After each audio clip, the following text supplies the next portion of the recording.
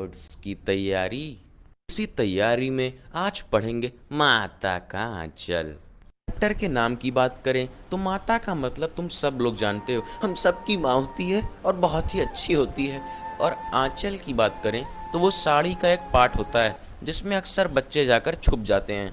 पाठ लिया गया है देहाती दुनिया नाम के उपन्यास से।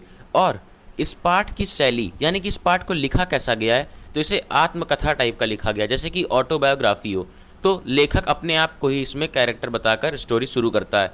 लेखक का नाम होता है तारकेश्वर नाथ शह। और इनके पिताजी जान जाते हैं कि ऐसा नाम हुआ तो मेरे बच्चे की कभी स्कूल में अटेंडेंस ना लग पाएगी, तो इसीलिए वो उसे प्यार से या मजबूरी से उसका नाम बदल के रखते हैं भोलानाथ। पूरे चैप्टर में तुम्हें गांव का देसी माहौल देखने को मिलेगा, तो देसी देसी ना कर या कर छोड़। तो आओ शुरू करते हैं। भोलानाथ का अपनी माता से केवल और केवल खाना खाने और दूध पीने तक का रिश्ता था, मतलब 20 साल। और वो अपने पिताजी के साथ बाहर ही बैठक में सोया करता था, यानी कि बाहर घर की बाउंड्री में ही सोया करता था ताकि चोर ना आ सके। इनके पिताजी इनको सुबह ही सुबह उठाकर नहला धुलाकर, यार नहलाते थे धुलाते क्या थे, खैर पूजा पर बैठा लेते थे। पिताजी पूजा पाठ के बाद अपनी एक राम नाम बही यानी कि वो पुस्तिका जिस पर वो 1000 बार राम नाम लिखते थे और ऐसा सोचते थे कि ऐसा लिखने से मेरी हर विश पूरी हो जाएगी। इसके बाद ये राम नाम लिखकर उसको एक पोथी में यानी कि एक पन्नी में बांध कर रख देते थे। कभी कभी भोलानाथ और उनके पिता के बीच कुश्ती भी होती थी। अब ये कुश्ती यारो प्यार वाली होती थी, जैसे बच्चे और पिता के बीच होती है। पिताजी पीठ के बल लेट जाते थे और भोलानाथ उनकी छाती पर चढ़कर उनकी लंबी लंबी मूछें उखाड़ने लगता था, जो पिताजी हंसते हंसते उसके हाथों को मूछ से छुड़ा लेते थे और उसके हाथों को चूम लेते थे। भोलानाथ के पिताजी उसे अपने हाथों से फूल के कटोरे में दूध और चावल सान कर यानी कि मिलाकर खिलाते थे। अब ये फूल क्या होता है? ये फूल वो फ्लावर नहीं है जो तुम हर बार ले जाते हो और स्कूल में पकड़ जाते हो। ये फूल यारो पहले मैंने बताया कि एक पुरानी स्टोरी है। तो जैसे अब कॉपर और स्टील के बर्तन होते हैं, पहले एक फूल के बर्तन आते थे, तो उसमें ये उसे खिलाते थे प्यार से।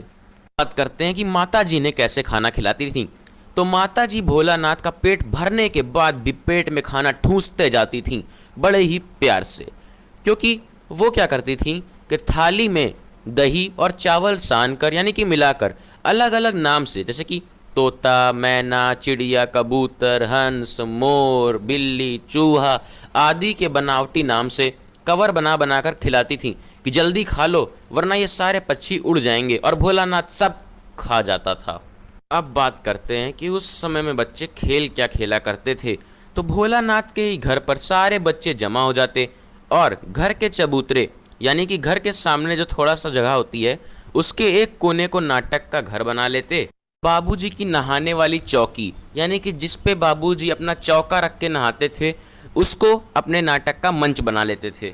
उसी मंच पर मिठाइयों की दुकान, चिल्लम के खोचे यानी कि जिसमें लोग चिल्लम पीते हैं उसके जो ढांचा होता है उसमें कपड़ों के थालों में ढेले के लड्डू, पत्तों की पूड़ी कचौड़ियाँ, गीली मट्टी की जलेबियाँ, गीली मट्टी से तो तुमने भी बहुत सांप बनाए होंगे बचपन में, फूटे मटकों के टुकड़े के बताशे और मिठाइयाँ बनाई जाती थी। अब उन्हीं बच्चों में से कुछ दुकानदार बन जाते तो कुछ खरीदार बन जाते। ऐसे ही वो अपने इस मिठाई और दुकानदार वाले खेल से बोर हो जाते तो अब वो मट्टी से घर बनाना शुरू कर देते थे। उस समय सारे घर मिट्टी के ही होते थे, तो मिट्टी जमा करके घर की दीवार छोटी सी बना लेते थे और तिनकों से, तिनका तो तुम जानते ही होगे, तो तिनकों से छत बनाते थे। घर बनाते थे तो आलीशान बनाते थे। तो उसमें वो लोग क्या करते थे कि दातुन के पिलर्स बना लेते थे कि जैसे लगे कि बहुत बड़ा महल बन रहा है, और दिया सलाई की पेटियां यानी कि माचिस के डिब्बों से गेट बना लेते थे।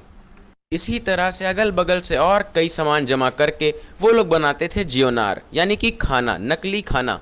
अब खाने के नाम पे मुझे बड़ी भूख लग रही है और नींद भी, तो अब इस आगे का ज्ञान बटेगा अगले एपिसोड में।